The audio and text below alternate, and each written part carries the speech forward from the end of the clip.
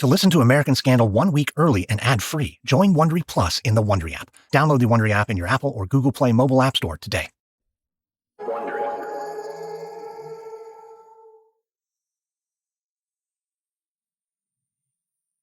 It's July 14th, 1999 in the French Alps. Lance Armstrong steps onto a wide balcony at a ski resort. He's 6,000 feet above sea level and surrounded by snow-capped mountains. From here, Armstrong can even look down at the clouds. He feels like a god, and he knows that feeling is well earned. Earlier today, Armstrong powered through the 10th stage of the Tour de France. It was a hellish ride, one that curved up through endless mountain roads. But with this stage over, Armstrong now appears on track to win the whole tour. It's his third time competing in the Tour de France, but finally, this is his moment to be crowned the greatest cyclist in the world. Throughout this tour, Armstrong made a vow to himself. He wouldn't let anyone stop him from taking the trophy, which is why, right now, he needs to take care of some business. He learned about a threat that's looming on the horizon, one that could derail his entire career, and Armstrong knows he needs to get ahead of it before it's too late. Armstrong steps into the restaurant inside the ski resort. He spots his teammates, who are all sitting at a long table. But there's also another person at the table, a balding man wearing a thick gray sweater. In front of him is a small tape recorder. His name is Samuel Apt, and he's a reporter with the New York Times. Armstrong invited Apt to join him at this dinner, and while the reporter doesn't know it, Armstrong needs to use him to protect himself. Armstrong approaches the table and takes a seat. Hey, Sam, glad you can make it. Well, I'm good to start this interview whenever you are. Yeah, of course, Lance, but first, I gotta say, I'm surprised you wanted to do an interview. I mean, we're in the middle of a race. Well, I don't want to sound too cocky, but come on, you really see someone else taking first? Well, honestly, Lance, yeah, I think you got it. And it's a big deal. You'll be the first American to win since Le Mans. And Le Mans didn't have to come back from cancer. No, he didn't, that's true. Well, Sam, I'm glad you see that, because here's the thing. It seems like some people aren't so happy I'm about to win. I learned that they're spreading some lies, saying that I juice. The reporter scribbles something in his notepad. That's good, Armstrong thinks. He's taken the first piece of bait. It's not that Armstrong wants the New York Times to investigate whether he's actually doping. It's just the opposite. He's trying to get ahead of the issue, to get the newspapers to take his side, because he has a problem. He was just tipped off that one of his urine samples contained traces of performance-enhancing drugs. Now, a French newspaper is going to report this. So Armstrong needs to get some good press from the New York Times, something he can use to defend himself against the attack. Apt, the reporter, finishes taking notes and looks up from his notepad. Well, Lance, who says you're doping? I haven't heard anything. Start making calls. It's out there. But come on, we both know there's nothing true about the allegations. Well, okay, Lance, but tell me, if they don't have proof, what do you have to worry about? Look, you've covered cycling for a long time, right? You know the Europeans hate the Americans. They think it's their sport. So would you put it past these people just to make up some kind of evidence? Well, Lance, it's true. The Europeans are protective about cycling. But fabricating evidence?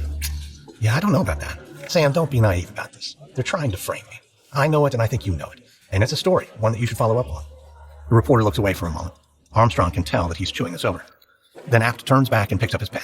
Well, Lance, you could be right. I do appreciate you coming to me with the story, but I have to ask, can you unequivocally deny that you use performance-enhancing drugs? Sam, come on. I've been on my deathbed. I would never be stupid enough to take those kind of drugs. Never. Okay. Well, I'll check it out, see if there's anything behind it, but thanks for the tip, and more importantly, good luck with the race. Apt shuts off his recorder and rises. As he walks out of the restaurant, Armstrong tries to hold back a giant grin. He's confident that his plan was a success. Once again, he reminded a friendly journalist that he should be treated sympathetically, that Armstrong is a hero who overcame a life-threatening illness, and any accusations of doping are nothing more than lies fueled by jealousy. Lance knows it's a good story, and the American public will eat it up. But the truth is Armstrong has been doping almost every day for years, and he's not planning to stop. Not when he's becoming the best cyclist in the world, and certainly not when he's this close to winning the Tour de France. Wondery's shocking true crime podcast, Over My Dead Body, is back for a third season with a story about corruption, betrayal, and the secrets of a fallen hero. Follow Over My Dead Body, Season 3, Fox Lake, on Apple Podcasts or wherever you're listening right now.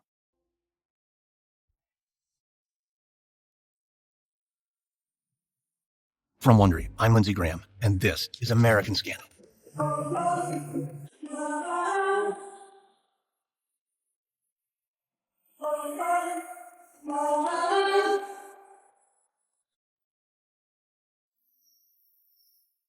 In the late 1990s, Lance Armstrong rose to the top in the world of professional cycling. He'd survived a fight with cancer and still managed to crush the competition. But what few people knew is that Lance Armstrong was using performance-enhancing drugs, and new recruits to his team were expected to follow suit. Armstrong knew that if the truth came out, his career and reputation would be ruined. So he embarked on a ruthless crusade to conceal his drug use. He lied to and manipulated the press, and he made sure that anyone who spoke out against him would live to regret it. This is Episode 2, Work Hard, Play Hard. It's August 1999 in Washington, D.C. Lance Armstrong strides down the corridor, surrounded by men and women in suits. They turn a corner, and suddenly he can feel something shift. Everything seems more quiet and serious. Armstrong turns to a nearby woman and asks if this is it. She nods. They're now in the West Wing of the White House. Armstrong shakes his head in disbelief. For some reason, he can't stop smiling. It's not only that just a month ago he won the Tour de France. That victory was a highlight of his entire life. But now everything has begun moving so fast. In the past few days, he's been making public speeches. He's been interviewed on talk shows. Armstrong even rang the opening bell at the New York Stock Exchange. But now, as he walks through the West Wing of the White House, his success feels even bigger. Armstrong was invited to speak with Al Gore, the Vice President of the United States. Armstrong knows that he's become a national symbol of resilience and hope, and he now commands the attention of the most important leaders in America. And that's good news, because if Armstrong can persuade someone like Al Gore to publicly support him, then he'll win over the media even more. Reporters won't go digging too far into his past, and his use of performance-enhancing drugs will remain a secret. Soon, Armstrong reaches the Roosevelt Room in the West Wing. He takes a seat. A moment later, the door swings open, and Vice President Al Gore enters the room. Armstrong feels a little sheepish. This is one of the most powerful people in the world, but Gore helps put Armstrong at ease and congratulates him on his win at the Tour de France. For a few minutes, the two discuss cycling and all the struggles Armstrong has faced as a cancer survivor. It's then that Armstrong sees an opening to lobby Al Gore for his public support. Armstrong tells the Vice President that he needs his help. His charity, the Lance Armstrong Foundation, helps raise awareness about cancer. Recently, it's had a surge in donations. But Armstrong says he wants to take things a step further, and he needs the public support of people like the Vice President. Gore nods, and his face grows stern. And right away, Armstrong realizes that the easy conversation is over. It's time to negotiate with the Vice President of the United States. Armstrong begins heaping praise on Gore. He says it's great news that Gore is now running for president in the next election. He'd make an excellent leader. And Armstrong adds he has a suggestion. If he's elected, Gore should make the fight against cancer a top priority. Gore nods, and in a non-committal way, he says he'll do everything he can if he wins. Armstrong can sense that Gore wants to move on to another subject, but he knows he can't stop now, not if he wants the support of such a powerful figure. So Armstrong tells Gore that he feels an obligation to stand up for people who are battling cancer. That's part of the reason why he pushed so hard to win the Tour de France. He wanted to show people with cancer that they could still be winners. Armstrong then hammers home the final point. He may be famous, but he's only a cyclist. Gore could be the next president, and in that position, Gore could really make a difference if he prioritized the fight against cancer. The Vice President leans back, thinking for what seems an eternity. But then finally he smiles and nods. He says that if he's elected president, he promises he'll do everything in his power to help Armstrong's cause. Armstrong thanks Gore, and the meeting comes to an end. A few moments later, Armstrong walks again through the West Wing and heads toward an exit. As Armstrong steps out onto the street, he finds that once again he can't stop smiling. He's the most famous cyclist in the world, a national icon. And now he's about to get the public support of the man many say will be the next president of the United States. So now nothing stands in the way. A year later, Lance Armstrong lies in bed in a hotel suite in southeast France. Across the room, a TV is replaying highlights from today's race in the Tour de France. Once again, Armstrong is in the lead. He's on track to defend his title from last year. But Armstrong barely notices the TV or all the glowing coverage of his performance. Instead, he's focused on the needle that's now hooked up to his arm, connected to a tube, which leads to a plastic bag that's full of blood. Armstrong watches the bag run empty as the blood is transferred into his veins. Armstrong then looks across the room at two of his teammates. They're also hooked up to needles and bags of blood. But one of the teammates, Tyler Hamilton, looks concerned and upset. Armstrong realizes that once again, he needs to step up and be a leader for his teammates. Armstrong sits up on the bed. Hey, Tyler, you got a funny look on your face. What's wrong? Oh, nothing, Lance. Just, how much longer is this going to take? I don't know, maybe a few minutes. But look, you got to relax. I know, it's just, Lance, this is risky. I mean, we don't really need to do this, do we? The team can probably win without the blood doping. Tyler probably isn't good enough for me. We have to win. Don't call it blood doping, okay? It's not doping. It's just a transfusion. Well, I don't know what the difference is. The difference is this machine, it extracts our own blood. Then a few weeks later, we take that blood and we put it back into our own bodies. And boom, extra mass for red blood cells. And Tyler, what does that do for us? It gives us better endurance and performance. That's right, Tyler. Endurance, performance. Those sound like good things, don't they? Remember, we're racing the Tour de France. Hamilton shakes his head and looks away. Yeah, I don't know, Lance. I just don't like it. You know, a lot of teams, they'd love to have a setup like this. Instead, they're injecting themselves with God knows what, all so they can be faster. And they're praying that the stuff doesn't show up in the urine test. But not the three of us. We don't have to worry about that because transfusions are undetectable. It's our own blood, for Christ's sake. Yeah, I get it. So if you get it, then you also get that nobody will know we're doing it unless one of us talks. But no one here is thinking of talking, are they? Oh, Lance, come on. Of course not. Great. So is there any more discussion? Because I gotta rest. We all gotta rest. We got more stages, and I'm planning to win. Armstrong's teammates shake their heads, and with that, the discussion is over. Armstrong lies back down and relaxes. He knows he's done his job. This is what it means to be a leader. Sometimes your teammates get scared. Sometimes they don't know what to do. But a leader like Armstrong has to remain clear-headed and focused on victory, even if that means acting like a bully every now and then. Because if Armstrong wins the Tour de France, no one will care if he was a little rough on his teammates, if he pushed them too hard to win. None of that matters when you're holding cycling's most coveted trophy for the second year in a row. It's July 17th, 2001 in Uez, France. Lance Armstrong hurtles over a smooth black road as the wind cuts against his face. He's on his bike, standing on his pedals, beginning to climb a hill through craggy mountains. It's steep and punishing, but right now Armstrong feels unstoppable. As Armstrong rounds a bend, he feels driven by his endless desire to win. He's now 10 days into this year's Tour de France. Once again, he appears destined to win. That would give him 3 straight victories in cycling's most prestigious race. Only one other American, Greg LeMond, has ever scored the trophy 3 times. Armstrong clenches the handlebars as he surges to the head of the peloton, the cycling term for a pack of riders. As he races forward, he can tell that his rivals are gunning for him. There are nearly 150 other cyclists, and he's certain that each of them wants to end his winning streak at the Tour de France. Armstrong doesn't have any plans to lose, but suddenly he senses someone creeping up from behind him. He looks over and is stunned to see 4 cyclists speeding past him. One of them even chuckles, mocking him. Then the cyclists pedal faster and leave Armstrong behind. Armstrong is enraged as the riders get farther ahead. He can't believe he let this happen. He won't let himself lose, not after enduring such a hard year.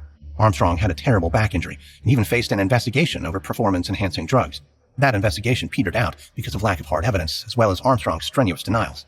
But he hasn't fought this hard and climbed his way back only to be left in the dust. For Lance Armstrong, this is his Tour de France, and he's going to win this stage no matter what. Armstrong pumps his legs harder. The spectators on the side of the road begin to blur into colorful streaks. Soon he catches up to the other cyclists. One of the riders turns around, and his smug expression quickly turns to panic. Armstrong grins, and then speeds up even more. He feels like a predator, closing in on a kill. The other racer leans to make it harder for Armstrong to pass, but Armstrong anticipates the maneuver and glides past him on the opposite side. Armstrong keeps pedaling harder, pushing and pushing. He feels like there's no limit to his power. Coursing through his body is testosterone, EPO, human growth hormone. It feels like there's a current of electricity crackling in his veins. Armstrong then passes 2 more cyclists, shock on their face as he careens by. He can hear the crowd roaring in a frenzy. Finally, there's just one cyclist ahead, a German named Jan Ullrich. He won gold and silver medals in last year's Olympics and may be the only cyclist who Armstrong thinks could possibly beat him. Armstrong pushes himself further, pulling up next to Ullrich when the road suddenly becomes a steep incline. Armstrong looks over and sees the German racer gasping for breath, drenched in sweat. As the two ride side by side, Armstrong looks directly into Ullrich's eyes and shoots him a look of warning. Ullrich should never again try to pass Armstrong. It was a big mistake. Then Armstrong whips his head back around and takes off. He advances into the lead, certain that he's going to win today's stage, and he has no doubt he'll win the entire Tour de France. Armstrong moves back into the lead. He's a smart racer. He's skilled at reading the road and other cyclists. He's trained harder and longer than most. And yet Armstrong knows it's the performance-enhancing drugs that have put him where he is now, at the head of the pack, favored to win his 3rd Tour de France. It's the drugs that have given him his speed and strength and wealth and celebrity. Armstrong knows it's the drugs, and that's why he can never get caught cheating.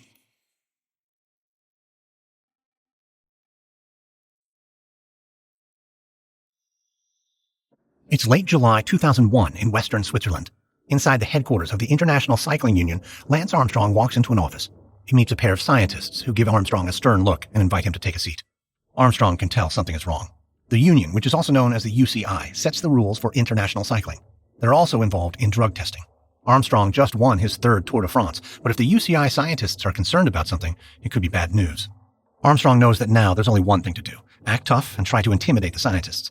So he says he's not going to take a seat. He's here on time for the meeting they called. He doesn't have time to chit-chat. One of the scientists frowns and says fine, he'll get to the point. Drug testers found traces of erythropoietin in Armstrong's urine sample. The hormone, also known as EPO, is a banned performance-enhancing drug, and so they need to discuss the findings.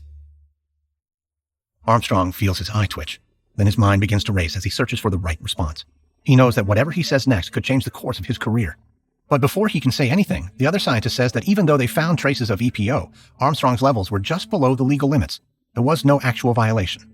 Armstrong tries to contain his immense relief. He did use EPO. He knows he's guilty, and he also knows why the test result remained low. He injected the hormone directly into a vein instead of under his skin. That makes it harder to detect. Armstrong realizes he needs to leave. The scientists are still discussing his test results, and if he sticks around, they're going to keep asking questions.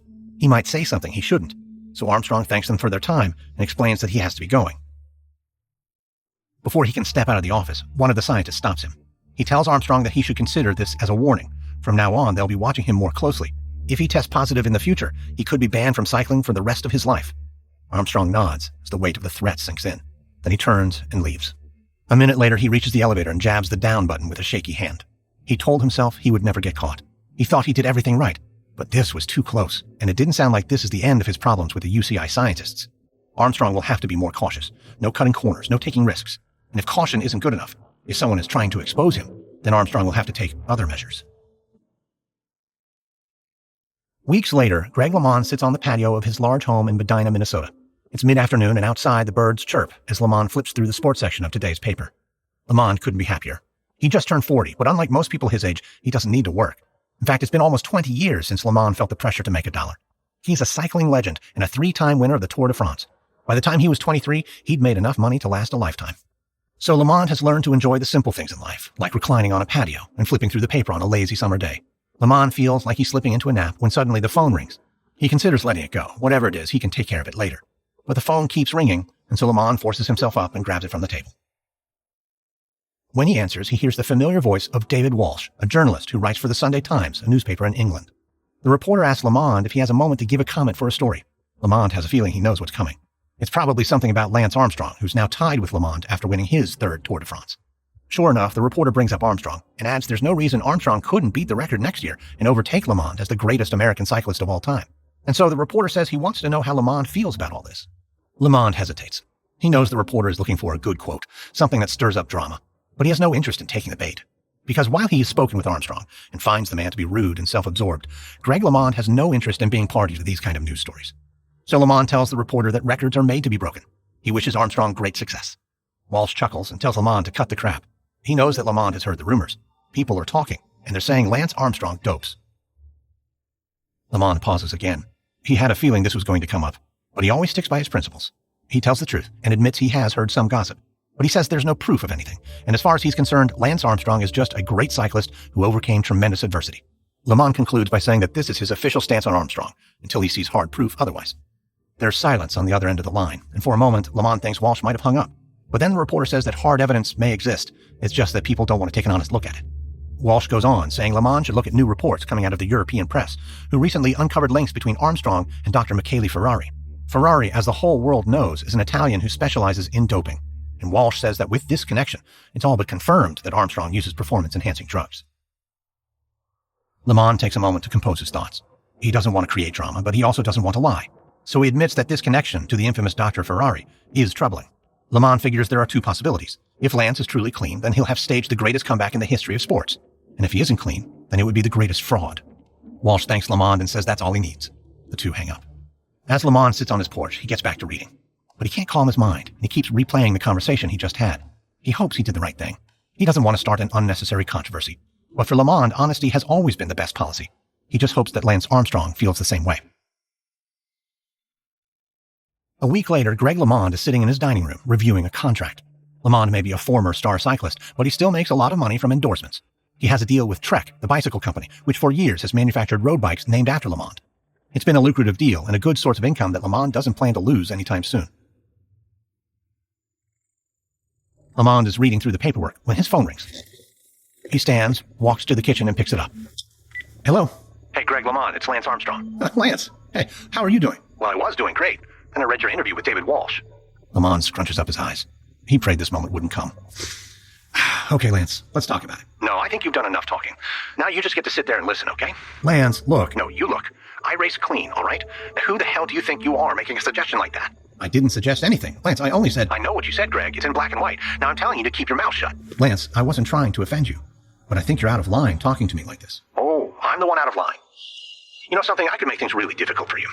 I could pick up the phone, make a few calls, and you know what you got? Problems. Your deal with Trek? Gone. Other endorsements? Gone. If I wanted, I could find 10 people who'd say you're the one who took EPO. I can ruin you. Hey, I'm not going to just sit here and let you threaten me. Yeah? And what are you going to do about it? You're not going to do anything. You and I both know it. You're a washed-up, old athlete, and I'm about to take your record. But remember what I said. These last few crumbs of fame, your endorsement deals, I can take them away. This is your first and last warning. For a moment, LeMond stares at the phone, stunned. He's never received this kind of threat. Never been spoken to with such animosity. And he'd never wanted to think that Lance Armstrong doped. But now, with this kind of reaction, there's only one conclusion. Lance Armstrong uses performance-enhancing drugs. Nothing else could have stirred up a response like that. Greg LeMond doesn't want a public fight with Armstrong. But he also won't let himself be silenced. He didn't win the Tour de France 3 times by letting himself be intimidated or by using drugs. So if more evidence surfaces about Armstrong and drugs, LeMond will keep speaking out. This isn't a question about records or legacies. For Greg LeMond, it's a question of right and wrong.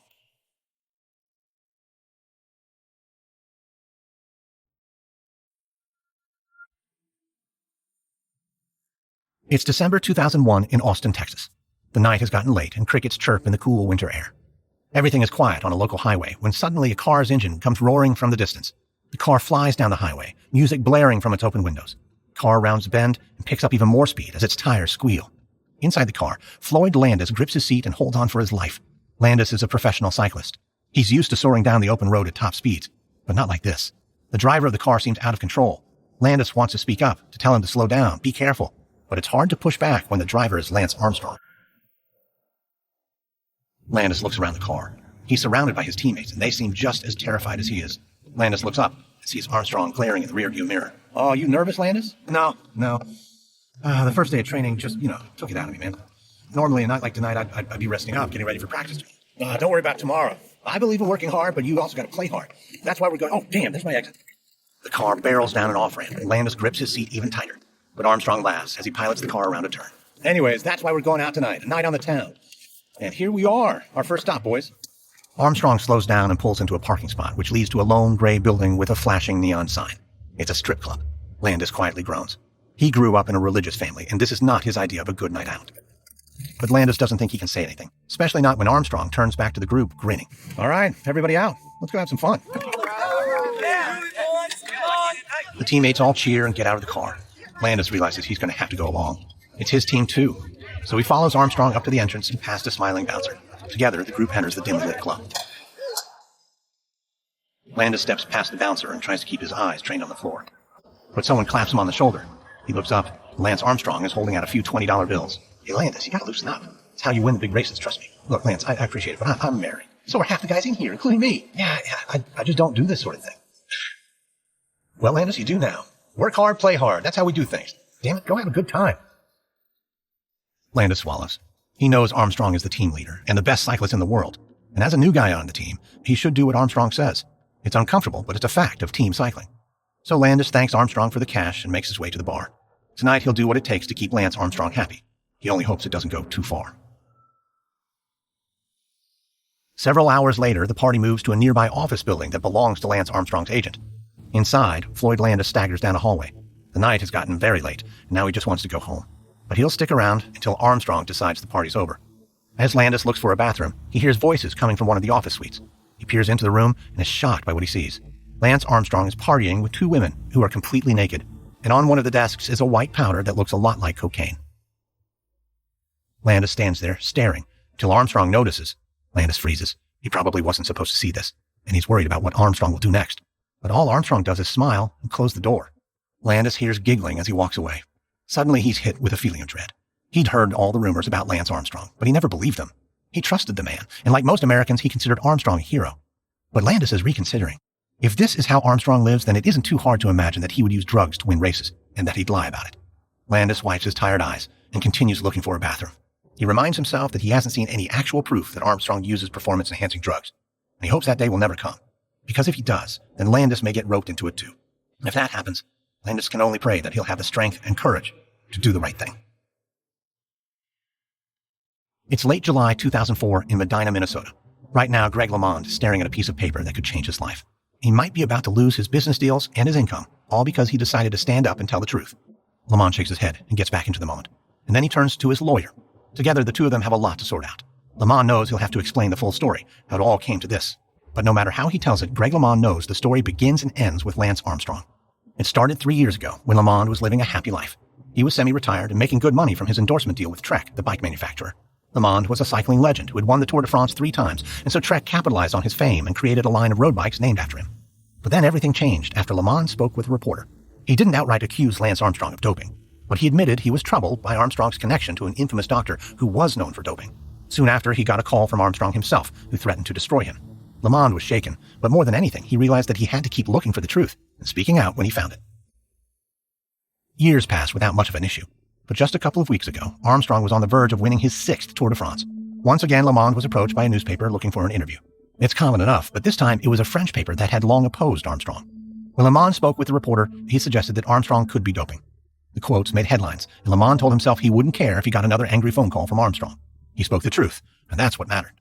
The angry call never came, but something else did. That's what Lamond is holding in his hands right now. A notice from Trek Bicycle Corporation. The company has informed Lamond that they're terminating their partnership with him. The reason they're parting ways is that Lamond spoke out against Lance Armstrong. Lamond rereads the letter, feeling shell-shocked. Trek has sold their Lamond bicycles for years. They're a successful product, and the partnership has been lucrative. He doesn't want to lose this deal, so he asks his lawyer if there's anything they can do. The lawyer says it's pretty clear Armstrong is putting pressure on Trek, using the company to get revenge on Lamond. It's payback for talking to the reporters. Lamond knows all this, but he didn't think Trek would be so afraid of Armstrong to fall in line, to cancel their partnership. Lamond buries his face in his hands. He can't remember the last time he felt this miserable and powerless. He tried to do what was right, and because of that, he's being punished. Lamond looks back to his lawyer and asks what, if anything, they can do to fight this. The lawyer sees the dejection in Lamond's face, and after a moment he explains that they can always fight. That's what the law is about, but he can't guarantee they'll win. Lamond has worked hard for everything he's ever gotten. It's impossible to believe that one man, Lance Armstrong, could just take it away. But Lamond realizes that Armstrong can never take away his integrity. Whatever happens with Trek, he'll continue to stand up to Lance Armstrong. Not just for himself, but for cycling, a sport that he loves and feels obligated to protect. Lamond tells his lawyer he's ready to take action. Lance Armstrong is a liar and a fraud. He has to be held accountable for his actions. Greg LeMond is going to be the person to do it. He isn't scared. He won't back down. Instead, Greg LeMond is prepared to go to war. Next, on American Scandal, Greg LeMond struggles to find allies in his fight against Lance Armstrong, and Floyd Landis is caught in a difficult position, one that leads to a downward spiral. From Wondery, this is episode 2 of Lance Armstrong for American Scandal. If you like our show, please give us a 5-star rating and leave a review, and be sure to tell your friends. Subscribe on Apple Podcasts, Amazon Music, or wherever you're listening right now. Join Wondery Plus in the Wondery app to listen to episodes 1 week early and ad-free. You'll also find some links and offers from our sponsors in the episode notes. Supporting them helps us keep offering our shows for free. Another way you can support the show is by filling out a small survey at Wondery.com/survey to tell us what topics we might cover next. You can also find us and me on Twitter. Search for hashtag American Scandal, or follow me at Lindsay A. Graham. That's Lindsay with an A, middle initial A, Graham with 2 A's. Be sure to listen to my other podcasts too, American History Tellers and Business Movers. A quick note about our reenactments. In most cases, we can't know exactly what was said, but all our dramatizations are based on historical research. If you'd like to learn more about Lance Armstrong, we recommend the book Wheelmen by Reed Albergati and Vanessa O'Connell. American Scandal is hosted, edited, and executive produced by me, Lindsay Graham, for Airship. Audio editing by Molly Bach. Sound design by Derek Behrens. Music by Lindsay Graham. This episode is written by Hannibal Diaz, edited by Christina Malsberger. Our senior producer is Gabe Riven. Executive producers are Stephanie Jens, Jenny Lauer-Beckman, and Hernan Lopez for Wondery.